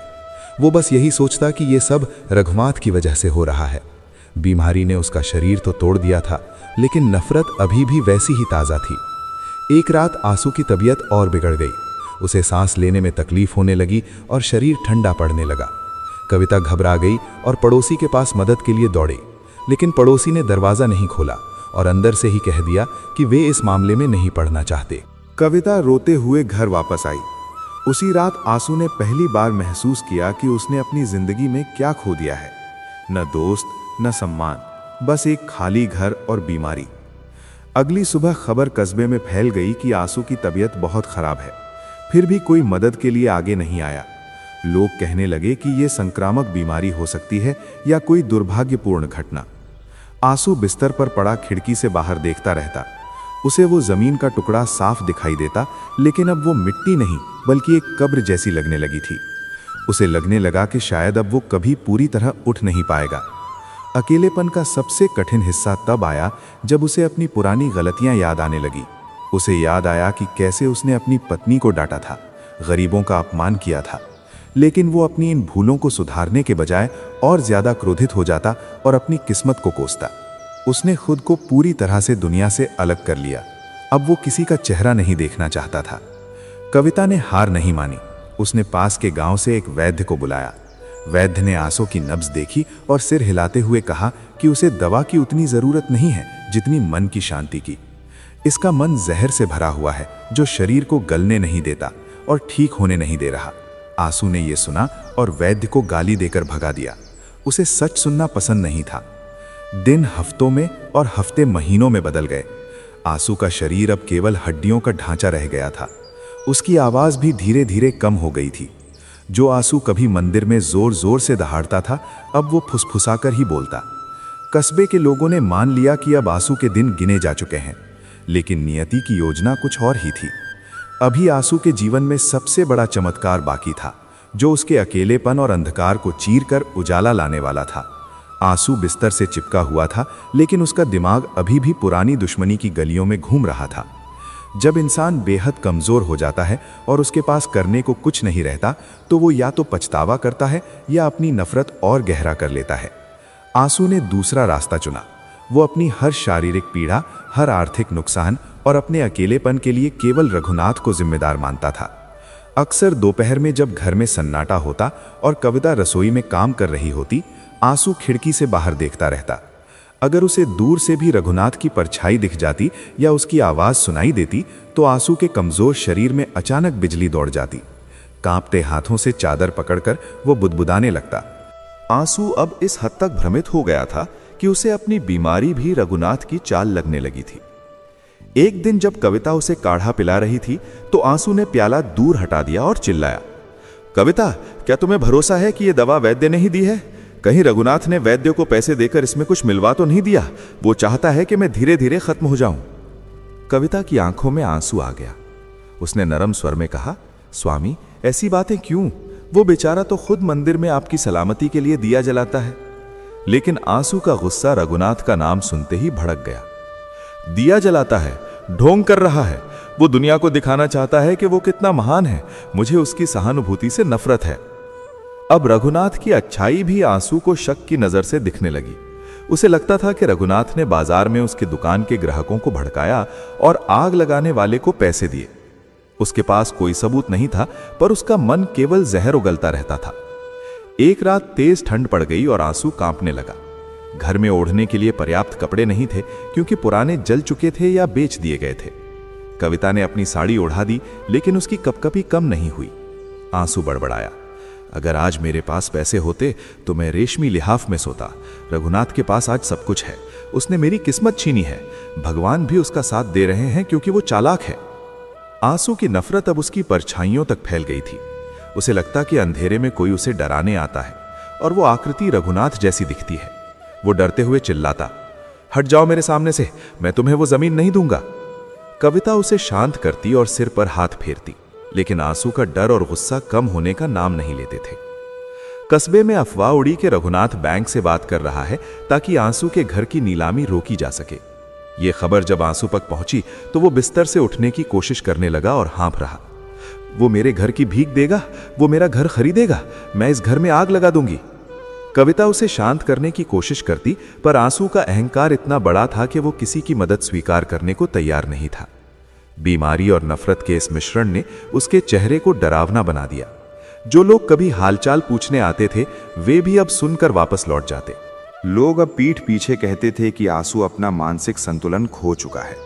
इस मुश्किल समय में भी उसने कभी महादेव से अपने व्यवहार के लिए माफी नहीं मांगी। उसके शब्द अभी भी यही कहते थे, हे शिव, अगर आप सच में हैं तो मुझे इतना सामर्थ्य दें कि मैं रघुनाथ को अपनी हार का एहसास कराता देख सकूं। उसकी प्रार्थनाएं अब भी विनाश के लिए ही थीं। वो भूल चुका था कि उसका खुद का शरीर धीरे धीरे नाश की ओर बढ़ रहा है। कविता चुपचाप ये सब सहती रही। वो देख रही थी कि आंसू का मन एक जहरीली बेल की तरह हो गया है, जो खुद को ही सुखा रही है। उसने अब उसे समझाने की कोशिश करना छोड़ दिया, क्योंकि वो जान चुकी थी कि नफरत आंसू की रगों में खून बनकर दौड़ रही है। आंसू के सामने अब केवल दुश्मनी ही दिखाई देती थी। वो न अपनी पत्नी की पीड़ा देख पा रहा था, न अपनी बिगड़ती हालत, और न ही सच को। उसकी दुकान अब राख हो चुकी थी। उसका शरीर कमजोर और जर्जर हो गया था, और घर में दरिद्रता ने पूरी तरह जड़ें जमा ली थी। ये समय कविता के लिए किसी अग्नि परीक्षा से कम नहीं था। एक तरफ उसका बीमार पति था, जो हर पल नफरत और बीमारी की आग में जल रहा था, और दूसरी तरफ घर का खाली कोना, जहां राशन भी कम होने लगा था। कविता के लिए सबसे बड़ी चुनौती ये थी कि वो अपने विश्वास को कैसे बचाए रखे, जब चारों ओर अंधकार ही अंधकार था। घर में अब एक वक्त की रोटी का संकट पैदा हो गया था। आंसू को दवाइयों की जरूरत थी, लेकिन उनके पास 1 रुपया भी नहीं बचा था। कविता ने अपनी शादी की चूड़ियां और पुराने कांसे के बर्तन तक बेच दिए। एक दिन ऐसा आया जब आंसू को खाने के लिए दलिया बनाने का अनाज भी नहीं बचा। कविता ने अपनी भूख को दबा लिया, लेकिन वो नहीं चाहती थी कि उसका बीमार पति भूखा रहे। उसने पड़ोसियों से मदद मांगने की कोशिश की, लेकिन आंसू के व्यवहार की वजह से लोग अपने दरवाजे बंद कर चुके थे। कविता की परीक्षा केवल आर्थिक नहीं, बल्कि मानसिक भी थी। आंसू बिस्तर पर पड़ा पड़ा उसे ताने देता, कहता, क्या कर रही हो सारा दिन? अगर तुमने मेरा साथ दिया होता और रघुनाथ के खिलाफ खड़ी होती तो ये दिन नहीं देखना पड़ता। कविता बिना कुछ कहे उसके कटु शब्द सुनती और घावों पर पट्टी लगाती। वो मन ही मन सोचती, क्या कभी मेरे स्वामी की बुद्धि फिर से शुद्ध होगी? फिर भी उसका विश्वास डगमगाने लगा तो वो अपने छोटे से मंदिर के सामने बैठती और प्रार्थना करती, हे महादेव, मुझे टूटने मत देना। एक दोपहर कविता बाजार गई ताकि अपनी आखिरी सोने की चूड़ी बेच सके। वहां उसकी मुलाकात रघुनाथ की पत्नी से हुई। रघुनाथ की पत्नी ने उसके हाथ पकड़े, आंखों में आंसू भराए और कहा, बहन, हमें सब पता है, तुम इतना कष्ट क्यों सह रही हो। रघुनाथ जी ने कहा है कि जब चाहे हमारी मदद ले सकती हो। कविता के सामने उसके स्वाभिमान और आंसू द्वारा दी गई कस्में एक साथ आ गईं। उसे लगा कि अगर उसने किसी की सहायता स्वीकार की तो ये आंसू के प्रति उसकी निष्ठा के साथ विश्वासघात होगा। धीरे धीरे तंगी का असर घर की हर चीज पर साफ दिखाई देने लगा। जब बरसात का मौसम आया तो छत से पानी टपकने लगा और आंसू का बिस्तर भीगने लगा। मरम्मत के लिए पैसे नहीं थे। कविता पूरी रात जागकर उसके ऊपर छाता थामे बैठी रहती ताकि उसे ठंड ना लगे। बिजली की गड़गड़ाहट और अंधेरे के बीच कविता को पहली बार समझ में आया कि असली गरीबी जेब की नहीं बल्कि मन की होती है। आंसू तब भी रघुनाथ को कोसने से नहीं चूका, जबकि कविता उसकी जान बचाने के लिए खुद को भीतर से तोड़ रही थी। घर की शांति बनाए रखने के लिए कविता ने चुपचाप एक नया तरीका अपनाया। वो रात के अंधेरे में दूसरों के खेतों से गिरी हुई सूखी लकड़ियां और बिखरे हुए अनाज के दाने चुनकर ले आती ताकि आंसू को इसका पता न चले। वो जानती थी कि आंसू का अहंकार ही अब उसके जीने का सहारा था। अगर उसे मालूम पड़ जाता कि उसकी पत्नी इस तरह गुजारा कर रही है तो शायद वो ये सदमा सह ही ना पाता। एक दिन घर के बाहर बैंक का नोटिस चिपका मिला। मकान की नीलामी की तारीख तय हो चुकी थी। ये सुनते ही आंसू अजीब तरह से हंसने लगा। उसने कहा, लो कविता, अब ये घर भी हाथ से जाएगा। अब तो रघुनाथ जरूर खुश होगा, वो तो इसी घड़ी का इंतजार कर रहा था। कविता का संयम पहली बार टूट गया। वो फूट फूट कर रो पड़ी और बोली, स्वामी, क्या आपको अब भी केवल रघुनाथ ही दिखता है? मेरी मेहनत, मेरी भूख और मेरा त्याग आपको नजर नहीं आता? हम ये घर इसलिए खो रहे हैं क्योंकि आप अपनी नफरत छोड़ना नहीं चाहते। उस दिन आंसू पहली बार खामोश हुआ। उसकी नजर कविता की सूखी कलाई और फटे कपड़ों पर पड़ी। एक क्षण के लिए उसे अपनी भूल का आभास हुआ, लेकिन अगले ही पल नफरत का पर्दा फिर उसकी आंखों पर उतर आया। उसने चेहरा फेर लिया और दीवार की ओर देखने लगा। कविता समझ गई कि आंसू का दिल अब पत्थर जैसा हो चुका है। अब उसे बदलने के लिए किसी बड़े चमत्कार की ही जरूरत थी। अभाव और विश्वास की इस लड़ाई में कविता खुद को अकेला महसूस करने लगी। उसे लगने लगा कि उसकी प्रार्थनाएं शायद सुनी नहीं जा रही। एक दिन रास्ते में मंदिर के पुजारी ने उसे देखा और कहा, बेटी, जब तक रोगी खुद ठीक होना न चाहे, दवा असर नहीं करती। तुम्हारे पति की बीमारी शरीर की नहीं, आत्मा की है। यह सुनकर कविता ने मन में निश्चय किया कि अब वो आंसू के लिए नहीं बल्कि उसके विवेक के जागने के लिए प्रार्थना करेगी। उस रात कविता ने बिना कुछ खाए महादेव के सामने दीपक जलाए रखा। उसने संकल्प लिया कि जब तक आंसू के मन से द्वेष खत्म नहीं होगा, वो अन्न ग्रहण नहीं करेगी। घर में वैसे भी राशन नहीं था, पर अब कविता ने इस मजबूरी को अपनी तपस्या बना लिया था। अभाव अब उसकी कमजोरी नहीं, उसकी शक्ति बन चुका था। आंसू के जीवन में अब वो दौर आ चुका था जिसे आम लोग बुरा समय कहते हैं, लेकिन आंसू के लिए ये सिर्फ दुर्भाग्य नहीं था, बल्कि उसी कड़वाहट का परिणाम था जो उसने वर्षों तक अपने भीतर बोई थी। घर के बाहर बैंक का नोटिस चिपका था और घर के अंदर गरीबी ने स्थायी डेरा डाल लिया था। सबसे पीड़ादायक बात यह थी कि जिन लोगों और रिश्तेदारों के सामने आंसू कभी अपनी झूठी शान दिखाता था, वही अब उससे पूरी तरह मुंह मोड़ चुके थे। आंसू के कुछ सगे भाई और करीबी रिश्तेदार पास के गांव में ही रहते थे। जब आंसू संपन्न था तब वे अक्सर उसके घर आते, उसके भोजन का आनंद लेते और जरूरत पड़ने पर उससे आर्थिक सहारा भी लेते थे। लेकिन जैसे ही उसकी दुकान जलकर राख हो गई और वो कर्ज में डूब गया, वे सभी ऐसे गायब हो गए मानो कभी उसका हिस्सा ही न रहे हों। कविता ने एक एक करके सबको संदेश भिजवाए।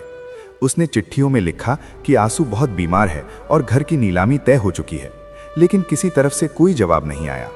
एक दिन आंसू का छोटा भाई बाजार में दिखाई दिया।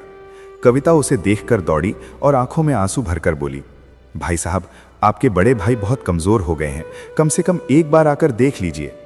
भाई ने नजरें झुकाकर कहा, कविता, हमारी हालत भी ठीक नहीं है और तुम जानती हो भैया किसी की बात सुनते नहीं, वहां आकर झगड़ा ही होगा। इतना कहकर वो जल्दी से वहां से चला गया। कविता वहीं सड़क पर खड़ी रह गई। उस पल उसे गहराई से समझ आया कि रिश्ते केवल खून से नहीं, हालात से निभते हैं। आंसू ये सब बिस्तर पर पुड़े पड़े सुन रहा था। अपनों की बेरुखी ने उसके भीतर क्रोध भर दिया। वो बड़बड़ाने लगा, देख लिया सबको, जब मेरे पास धन था तो यही लोग मेरे आगे पीछे घूमते थे, आज मुसीबत आई तो सब गायब हो गए। ये सब महादेव की इच्छा है, वे चाहते हैं कि मैं तड़प तड़प कर मरूं। आंसू को अब भी अपनी भूल दिखाई नहीं दे रही थी। उसे ये समझ नहीं आ रहा था कि उसने अपने कठोर शब्दों और अहंकार से ही सबको खुद से दूर कर दिया था। उसे बस यही लग रहा था कि भगवान उसके साथ कोई निर्दयी खेल खेल रहे हैं। कस्बे के वे लोग जो कभी उसके साथ मंदिर की सीढ़ियों पर बैठकर लंबी चर्चाएं किया करते थे, अब उसे देखकर रास्ता बदल लेते थे। अगर कोई अनजाने में उसके घर के सामने से गुजरता तो अपनी चाल तेज कर देता कि कहीं कविता मदद न मांग ले। अब उस घर में केवल सन्नाटा और बीमारी की भारी हवा बची थी। जो आंगन कभी मेहमानों से भरा रहता था, वहां शाम का दिया जलाने के लिए तेल जुटाना भी कठिन हो गया था। महादेव का ये मौन आंसू को अजीब लगने लगा था। उसे प्रतीत होता कि भगवान जैसे सो गए हों। वो क्रोध में चिल्लाता, कहाँ हो प्रभु, क्या मेरी हालत तुम्हें दिखाई नहीं देती? क्या तुम्हें बस रघुनाथ की उन्नति ही देखनी है? मुझे उठा क्यों नहीं लेते? आंसू की ये पुकार श्रद्धा से नहीं बल्कि आक्रोश और निराशा से उपजी थी। उसे लग रहा था कि ईश्वर का ये मौन उसका अपमान है। उसे ये एहसास नहीं था कि यही चुप्पी उसे खुद के भीतर झांकने का अवसर दे रही थी। इन कठिन दिनों में कविता ने जो धैर्य दिखाया वो किसी चमत्कार से कम नहीं था। जब सबने आंसू से किनारा कर लिया तब वही उसकी सबसे बड़ी ताकत बन गई। वो उसकी ऐसी सहारा बनी जिसके बिना वो एक क्षण भी खुद को संभाल नहीं सकता था। खुद भूखी रहकर भी वो जो थोड़ा बहुत मिलता समय पर आंसू को खिला देती। आंसू कई बार झुंझलाकर कहता, ये सब क्यों कर रही हो? जब भगवान ने साथ छोड़ दिया तो तुम भी छोड़ दो, अपने मैके चली जाओ। कविता बस शांत स्वर में कहती, आप मेरे पति हैं और मैं आपकी परछाई। परछाई कभी साथ नहीं छोड़ती। एक दोपहर कुछ लोग घर की नाप जोक करने आ पहुंचे। नीलामी की प्रक्रिया शुरू हो चुकी थी। आंसू खिड़की से ये सब देख रहा था। अब उसमें विरोध करने की भी शक्ति नहीं बची थी। उसे लगने लगा कि सब कुछ समाप्त हो गया है। उसके अपने रिश्तेदार दूर खड़े होकर तमाशा देख रहे थे। कोई भी आगे बढ़कर यह कहने को तैयार नहीं था कि वो इस घर को बचाने की कोशिश करेगा। उसी पल आंसू की आंखों से पहली बार लाचारी के आंसू गिरे। उसे एहसास हुआ कि जिस ताकत पर वो जीवन भर घमंड करता रहा वो सिर्फ एक भ्रम थी। उसी समय बाजार में ये चर्चा फैल गई कि रघुनाथ नीलामी में हिस्सा लेने वाला है और वो ये घर खरीद लेगा। जब ये बात आंसू तक पहुंची तो उसका दिल कांप उठा। उसे ये अपने अंत से भी अधिक पीड़ादायक लगा। रघुनाथ मेरे घर में रहेगा, मेरे पूर्वजों की जमीन पर उसका अधिकार होगा। भीतर का क्रोध फिर उफान पर आया, लेकिन शरीर ने साथ नहीं दिया। वो बिस्तर पर पड़ा हाथ पांव पटकने के अलावा कुछ नहीं कर सका। ये अकेलापन आंसू के लिए सबसे कठोर दंड बन चुका था। उसे याद आने लगा कि कैसे उसने लोगों को नीचा दिखाया था, कैसे धन के घमंड में गरीबों का अपमान किया था। मंदिर में उसकी ऊंची आवाज की गूंज अब उसे खुद डराने लगी थी। धीरे धीरे उसे समझ आने लगा कि उसने जीवन में सच्चे संबंध बनाए ही नहीं। या तो उसने शत्रु खड़े किए या फिर चापलूस। चापलूस वक्त के साथ चले गए और शत्रु सामने खड़ा रह गया। वो अमावस्या की रात थी। आसमान पर काली घटाएं छाई थीं और तेज हवाएं रुक रुक कर चल रही थीं। उस रात घर का सन्नाटा और भी भारी हो गया था। छत से टपकती बूंदों की आवाज घड़ी की टिक टिक जैसी प्रतीत हो रही थी। आंसू बिस्तर पर पड़ा हाँफ रहा था। उसकी सांसें उखड़ रही थीं। उसे महसूस हो रहा था कि शायद ये उसकी जिंदगी की आखिरी रात हो। शरीर में इतनी भी ताकत नहीं बची थी कि वो करवट बदल सके। कविता पास ही एक छोटा सा दीपक जलाकर बैठी थी। हवा के झोंकों से उसकी लौ बार बार कांप रही थी, जैसे आंसू की जीवन डोर भी टूटने को हो। घर में दवाइयों की तो बात ही छोड़िए, पीने के लिए साफ पानी तक नहीं बचा था। कविता की हिम्मत अब जवाब देने लगी थी। उसने आंसू के माथे पर हाथ रखा तो पाया कि उसका शरीर बर्फ की तरह ठंडा हो रहा है। घबराकर वो बाहर निकली कि शायद कोई राहगीर मदद के लिए मिल जाए, लेकिन उस काली रात में सड़कें सूनी पड़ी थीं। तभी अचानक घर के बाहर किसी के कदमों की आहट सुनाई दी। भारी जूतों की आवाज सूखी लकड़ियों पर पड़ते हुए साफ सुनाई दे रही थी। कविता घबरा गई। उसके मन में डर की लहर दौड़ गई कि कहीं बैंक के कर्मचारी तो नहीं आ गए या कोई चोर इस सुनसान रात का फायदा उठा रहा है। तभी दरवाजे पर अचानक जोर से दस्तक हुई। आवाज इतनी तेज थी कि उसका कलेजा कांप उठा। बिस्तर पर पड़े आंसू ने अपनी बुझी हुई आंखों से दरवाजे की ओर देखा। दिल में बैठा पुराना भय फिर से जाग उठा। उसने बहुत धीमी आवाज में कहा कि दरवाजा मत खोलना, शायद रघुनाथ के आदमी हैं, शायद मुझे खत्म करने आए हैं। कविता के हाथ कांप रहे थे, फिर भी वो हिम्मत जुटाकर दरवाजे तक पहुंची। जैसे ही उसने कुंडी हटाई, बाहर से आई तेज हवा ने दिया बुझा दिया। अंधेरे में बस एक लंबी सी आकृति नजर आई। उस व्यक्ति के हाथ में लालटेन थी और दूसरे हाथ में एक थैला। जब लालटेन की रोशनी चेहरे पर पड़ी तो कविता के मुंह से चीख निकल गई। सामने रघुनाथ खड़ा था। रघुनाथ बिना कुछ कहे भीतर आ गया। आंसू ने जैसे ही उसे देखा, उसके चेहरे पर नफरत और भय एक साथ उभर आए। उसने पूरी ताकत लगाकर चिल्लाने की कोशिश की और कहा कि यहां क्यों आया है? क्या उसकी मौत देखने आया है?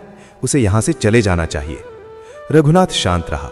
उसने कोई जवाब नहीं दिया, बस लालटेन को मेज पर रखा और थैले से कुछ दवाइयां और गर्म पट्टी निकाल ली। रघुनाथ ने कविता की ओर देखते हुए बहुत धीमे स्वर में कहा कि डरने की जरूरत नहीं है। वो शहर से एक बड़े डॉक्टर को लेकर आया है जो गाड़ी खड़ी करके अभी आता ही होगा। तब तक वो आंसू को गर्म दूध पिलाने की कोशिश करे। आंसू का शरीर गुस्से से कांप उठा। उसने कहा कि उसे उसका दूध नहीं चाहिए, उसमें जहर हो सकता है, और कविता से उसे बाहर फेंक देने को कहा।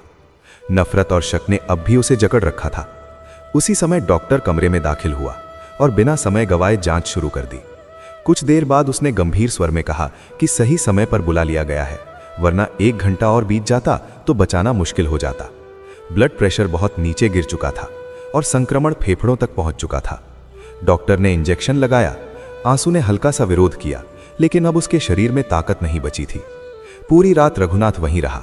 उसने खुद अपने हाथों से गीला बिस्तर बदला, खिड़कियों के छेद बंद किए ताकि ठंडी हवा अंदर ना आए, और रसोई में जाकर अपने लिए चाय बनाई। वो आंसू के पैरों के पास बैठा रहा, ठीक वैसे जैसे कोई छोटा भाई बड़े भाई की सेवा करता है। आंसू चुपचाप ये सब देखता रहा। उसके भीतर एक अजीब संघर्ष चल रहा था। एक ओर उसका पुराना अहंकार था जो इसे दिखावा बता रहा था, और दूसरी ओर सामने घट रही सच्चाई। सुबह होने लगी थी, बारिश रुक चुकी थी और माहौल में शांति फैल गई थी। आंसू की सांसें अब पहले से कुछ स्थिर थीं। उसकी नजर सामने पड़ी जहां रघुनाथ कुर्सी पर बैठे बैठे ही सो गया था। आंसू को पहली बार ये एहसास हुआ कि जिसे वो अपना सबसे बड़ा दुश्मन मानता था, वही इस अंधेरी रात में उसके लिए सुरक्षा की दीवार बनकर खड़ा था। जब रघुनाथ की आंख खुली, उसने देखा कि आंसू उसे चुपचाप देख रहा है। रघुनाथ ने मुस्कुराते हुए कहा, आशु भैया, घबराइए मत, मैंने बैंक से बात कर ली है। आपका घर नीलाम नहीं होगा। उस जमीन के विवादित टुकड़े को मैंने बाजार भाव पर खरीद लिया है और पैसा बैंक में जमा कर दिया है। अब वो जमीन मेरी है, लेकिन ये घर आपका ही रहेगा। जल्दी से ठीक हो जाइए। आंसू की आंखों से आंसू बहने लगे। ये आंसू नफरत के नहीं, बल्कि वर्षों से ढोए जा रहे बोझ के थे। जिसे वो शत्रु समझ रहा था, वही उसके लिए देवदूत बनकर आया था। आंसू को अपनी हर गलती, हर बद्दुआ और उन सोमवारों की याद आई जब उसने मंदिर में रघुनाथ की बर्बादी की कामना की थी। उस अंधेरी रात ने आंसू के भीतर का वो राक्षस मिटा दिया था जो सिर्फ नफरत पालता था। कांपते हाथों से आंसू ने रघुनाथ का हाथ पकड़ा। उसके होंठ हिल रहे थे, पर शब्द नहीं निकल पा रहे थे। रघुनाथ ने उसके हाथ पर अपना दूसरा हाथ रखा और कहा, भैया, अब बुखार कम है। डॉक्टर ने कहा है कि अब 2-3 दिनों में बैठने लगेंगे। घर का राशन और दवा का इंतजाम भी मैंने कर दिया है। सूरज की पहली किरण कमरे में प्रवेश करते ही नज़ारा बदल गया। दवा और डॉक्टर की देखभाल से आंसू का शरीर स्थिर होने लगा, लेकिन मन में अब पश्चाताप की आग जल रही थी। उसने देखा कि रघुनाथ रात भर जागने के बाद अब घर के आंगन में लगे नल पर मुंह धो रहा है। कविता पास खड़ी थी और उसकी आंखों में हफ्तों बाद पहली बार कृतज्ञता झलक रही थी। आंसू बिस्तर पर लेटा अपनी छत को घूर रहा था। उसे अपनी पूरी जिंदगी जैसे किसी फिल्म की तरह आंखों के सामने चलती दिखाई दे रही थी। उसे याद आया कि कैसे उसने सालों पहले उस जमीन के लिए रघुनाथ के पिता का अपमान किया था। अपनी दुकान की सफलता को अपनी महानता मान लिया था। वो उन सभी सोमवारों को याद कर रहा था जब उसने शिवलिंग पर दूध चढ़ाते समय मन ही मन रघुनाथ के बच्चों की बर्बादी की कामना की थी। सूरज की रोशनी बढ़ने के साथ आंसू के भीतर का बोझ और बढ़ता गया। उसे लग रहा था कि वो इस एहसान के नीचे दब रहा है जिसने उसे समाज में बदनाम करने की कोई कमी नहीं छोड़ी, और जिस पर उसने झूठा इल्जाम लगाया, वही अब उसके घर की छत और उसकी जान बचाने वाला फरिश्ता बनकर सामने खड़ा था। रघुनाथ कमरे में वापस आया, आंसू के माथे पर हाथ रखा और कहा, भैया, अब बुखार कम है। डॉक्टर ने कहा है कि आप 2-3 दिनों में बैठने लगेंगे। आंसू की आवाज गले में अटक गई थी। उसने बड़ी मुश्किल से धीरे से कहा, रघुनाथ, मुझे माफ कर दो। रघुनाथ ने मुस्कुराते हुए उसका हाथ पकड़ते हुए कहा, भैया, ऐसी बातें क्यों कर रहे हो? पुराना समय अब चला गया। हम पड़ोसी हैं और पड़ोसियों का यही धर्म होता है। आप हमेशा मुझे अपना छोटा भाई ही मानते रहे। बस बीच में वो ज़मीन आ गई थी। अब वो ज़मीन मेरी है। मैंने इसे खरीद लिया ताकि झगड़ा खत्म हो जाए। आंसू अचानक फूट फूट कर रोने लगा। वो जैसे एक छोटे बच्चे की तरह सुबक रहा था। बोला, नहीं रघुनाथ, मैंने तुम्हें कभी भाई नहीं माना, हमेशा तुम्हें दुश्मन समझा। मंदिर में जाकर भगवान से तुम्हारे लिए बुरा मांगा, अपनी पत्नी को भी तुमसे बात करने से रोका। मैं कितना नीच था कि तुम्हारी मदद को भी ठोकर मार देता। आज मेरी जान बच गई, पर मेरी आत्मा शर्मिंदा है। कविता ये सब दरवाजे पर खड़ी सुन रही थी। उसे लगा जैसे आज उसके घर के छोटे से मंदिर में सच में महादेव का प्रवेश हुआ है। आंसू के ये पश्चाताप के आंसू उन सभी वर्षों में शिवलिंग पर चढ़ाए गए दूध और जल से भी अधिक पवित्र थे। उसे समझ आया कि सच्ची भक्ति का अर्थ किसी को नीचा दिखाना नहीं, बल्कि हर व्यक्ति में ईश्वर को पहचानना है। आंसू बार बार रघुनाथ का हाथ पकड़ता और उसे चूम लेता। उसे लग रहा था कि वो एक नए संसार में आया है, जहां नफरत की कोई जगह नहीं। उस दिन आंसू ने न केवल बीमारी को हराया, बल्कि अपने अहंकार पर भी विजय पाई। सत्य की यह अनुभूति उसे एक सच्चे इंसान में बदल गई। आंसू को पूरी तरह स्वस्थ होने में लगभग 1 महीना लगा। ये महीना उसके पुराने जीवन के किसी भी महीने से बिल्कुल अलग था। अब उसका घर हमेशा खुला रहता। जो पहले किसी की परछाई से भी डरता और नफरत करता था, वो अब खिड़की से गुजरने वाले हर व्यक्ति को देखकर हाथ हिलाता और मुस्कुराता। उसके चेहरे की कठोरता गायब हो गई थी और उसकी जगह एक शांति और चमक ने ले ली थी। एक सुबह आंसू धीरे धीरे लाठी के सहारे चलकर आंगन में आया। धूप खिली थी और हवा में ताजगी थी।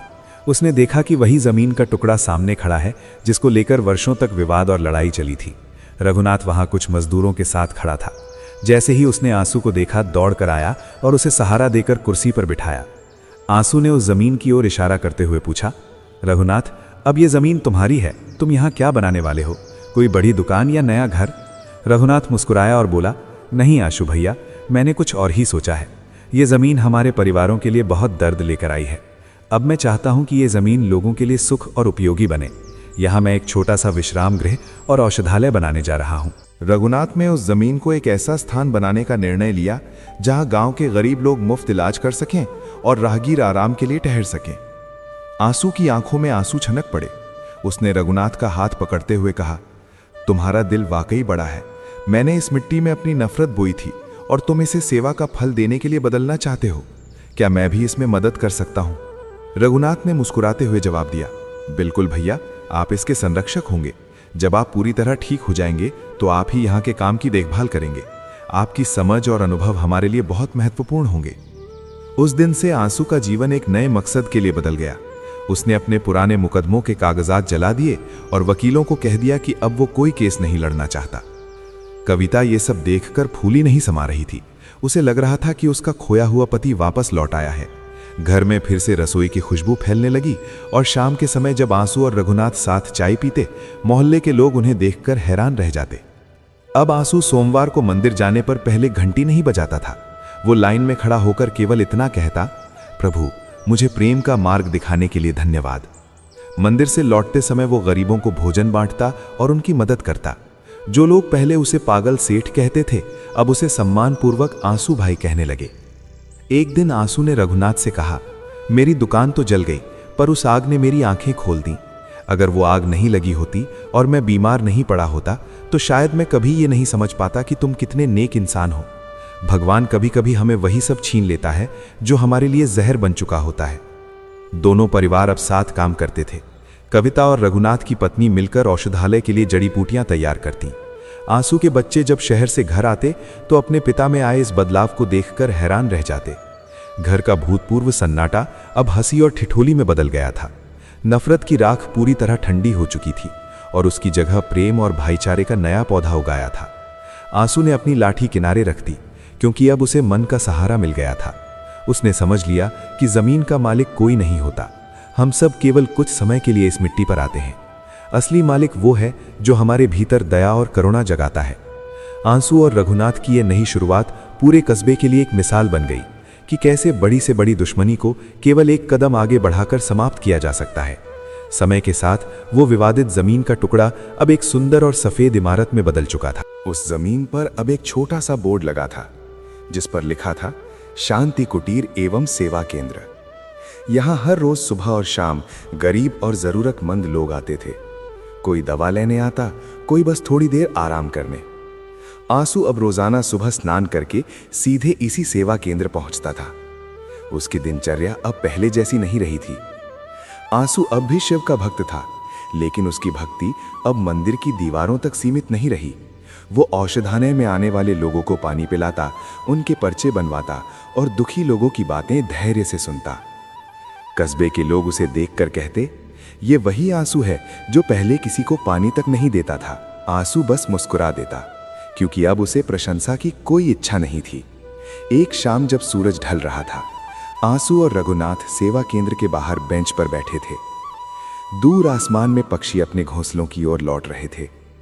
सन्नाटा सुखद और शांत था। आंसू ने धीरे से रघुनाथ की ओर देखते हुए कहा, आज मुझे पहली बार महसूस हो रहा है कि मैं सच में शिव का भक्त बन पाया हूं। मैंने सालों तक शिवलिंग पर दूध चढ़ाया, लेकिन मेरा मन पत्थर का था। पर जब तुमने मेरे प्रति नफरत के बदले करुणा दिखाई, तभी मुझे असली महादेव का अस्तित्व समझ में आया। रघुनाथ ने उसका हाथ दबाते हुए कहा, भैया, हम सभी जीवन के राहगीर हैं, कभी कभी रास्ता भटक जाते हैं। महादेव ने बस मुझे माध्यम बनाया ताकि हम दोनों फिर से एक हो सकें। आज इस जमीन पर जो शांति है, वो किसी मुकदमे की जीत से हजारों गुना ज्यादा कीमती है। आंसू के घर में अब फिर से खुशहाली लौट आई थी। उसने एक छोटी सी किराने की दुकान फिर से शुरू कर दी थी। ये दुकान पहले जितनी बड़ी नहीं थी, लेकिन उसमें बरकत बहुत थी।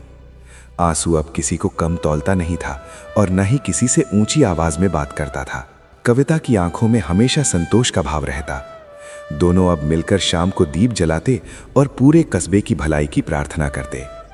एक सोमवार को आंसू फिर से उसी पुराने मंदिर गया जहां वो वर्षों से जाता आ रहा था। पुजारी जी हैरान रह गए।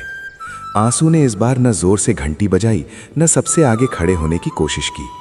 वो चुपचाप पीछे खड़ा होकर हाथ जोड़कर अपनी प्रार्थना करता रहा। उसकी आंखों से 2 आंसू टपके और शिवलिंग के चरणों में गिर गए। पुजारी जी समझ गए कि आज आंसू की पूजा सच्ची भक्ति और श्रद्धा से पूर्ण हो गई है। कहानी का यह अंत हमें सिखाता है कि जीवन में धन, जमीन और अहंकार सब यहीं रह जाते हैं। जो साथ चलता है वो है हमारा व्यवहार और हमारा प्रेम। आंसू जो अपनी नफरत में जलकर राख हो रहा था, रघुनाथ के प्रेम और क्षमा की वजह से नए जीवन की ओर बढ़ा। वो जमीन का टुकड़ा जो कभी मौत का कारण बन सकता था, अब जीवन बचाने का केंद्र बन गया।